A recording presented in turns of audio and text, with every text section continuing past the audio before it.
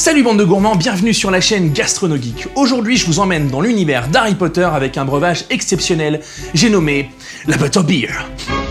La bière au beurre quoi. Cette bière au beurre qui nous a tant fait saliver quand on l'a vu commandée par Harry et ses potes aux 3 balais. Tu as un peu de...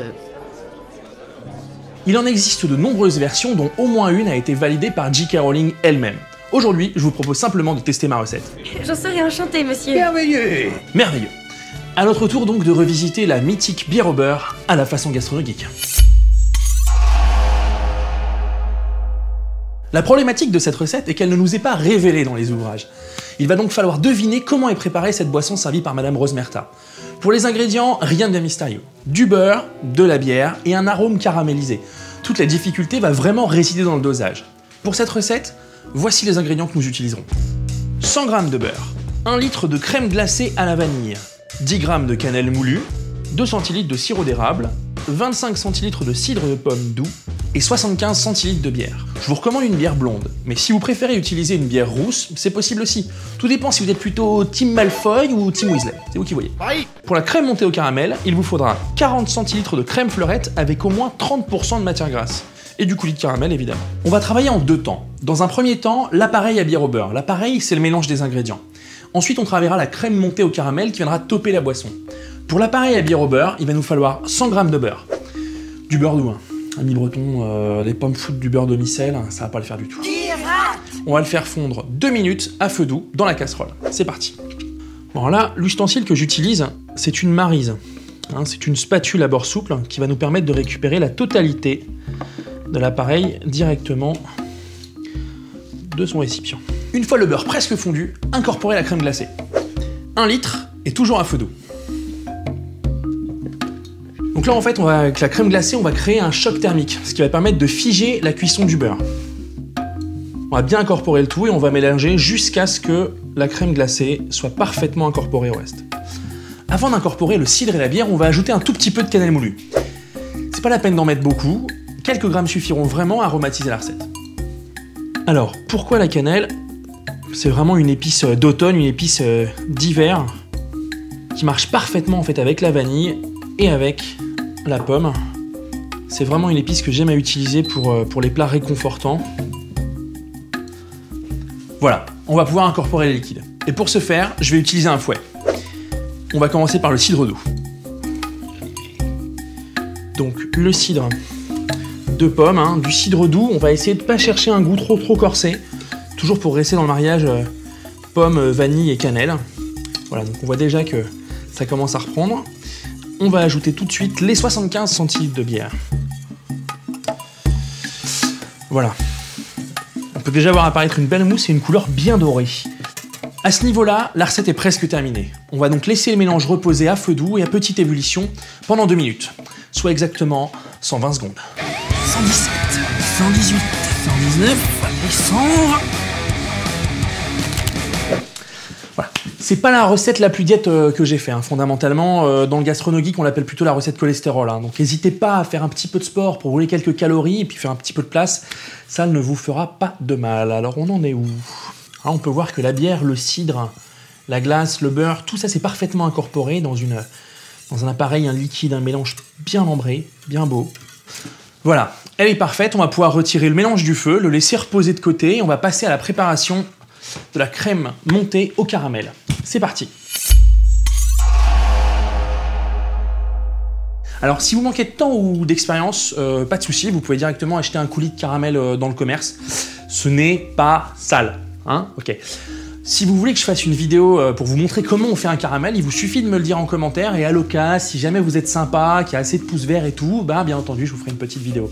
Pour la crème chantilly, c'est pareil, hein, vous pouvez directement l'acheter dans le commerce, c'est vous qui assumez, enfin vous voyez ça avec vous-même, moi ça ne me regarde plus.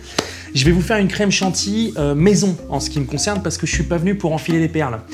Pour la crème chantilly, il y a plusieurs écoles, hein, donc on va avoir au fouet, au siphon ou au batteur électrique. Et aujourd'hui, c'est exactement ce qu'on va faire, la version batteur. Non mais j'étais pas convaincu qu'il faille la faire celle-là, tu vois. Bon alors, préalable, moi j'ai mis le bol au congélateur. Alors pas parce que je suis givré, merci, mais plutôt parce qu'en fait le froid va vraiment aider la crème à monter plus facilement. Alors voilà, on va prendre la crème entière, on va la verser directement voilà, dans le bol qui est très froid. J'ai mis une crème entière, hein. Essayez pas de me monter une crème montée à la light, ça va pas du tout le faire. On va faire une crème montée au caramel. Hein. Si je voulais faire une chantilly, je mettrais du sucre glace maintenant. Mais comme on va mettre du caramel par la suite, pas la peine de trop sucrer la préparation. Maintenant, on va passer au batteur. Voilà. On va attaquer un petit peu. Ça fait beaucoup de bruit, c'est un peu chiant. Même avec un bon batteur, ça peut durer 3 à 5 minutes. Alors on va accélérer un petit peu le tir.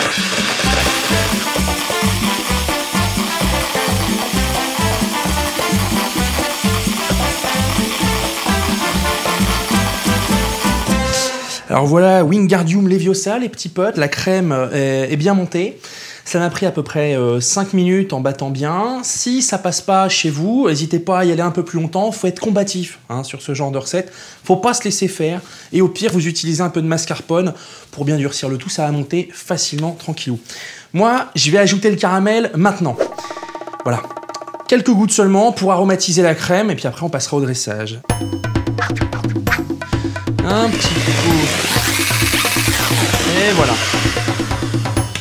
Donc maintenant, on va passer la crème en poche. La poche. Poche à douille. Voilà, magnifique douille cannelée. On utilise la maryse. On en prend une bonne quantité. On y va à la dure. Comme vous pouvez le voir, elle se tient parfaitement. Elle est vraiment très très jolie. On en met une bonne dose. Parce qu'il va vraiment falloir bien garnir la bière au beurre tout à l'heure. Voilà. Et voilà. On en remet un petit coup parce que là on a fait de la place. Et voilà. Donc la technique, super simplement, c'est de bien remonter voilà, les bords de la poche. On serre tranquillou. Voilà. Et ensuite, en appuyant d'une pression de la main, la crème vient directement au niveau de la douille. On va pouvoir passer au dressage. C'est parti. Pour ça, rien de bien compliqué. On va prendre la bière au beurre d'un côté. On va la verser directement dans le verre comme ceci. On laisse un petit peu de place pour la crème. On y va généreusement. Hein. Voilà, comme ça. Parce que ça manquait de caramel, on va en rajouter un petit peu. Hein. Caramel. Ici, voilà, hop. Et pareil pour la cannelle. Et voilà une bière au beurre qui fait plaisir. Et une bière au beurre. Une. Moi, je vous conseille de la boire bien chaude. Ça, c'est si vous voulez passer un bon moment. Vous pouvez la boire tiède ou froide, et ça, c'est si vous voulez être contrariant. Pour d'autres recettes minceurs ou conseils fitness, n'hésitez pas à vous abonner à la chaîne Gastronogeek. Moi, ça me fera toujours plaisir. Hein, et puis, bah, n'hésitez pas à me laisser dans les commentaires les thèmes ou les recettes que vous voulez que je fasse en vidéo. À une prochaine!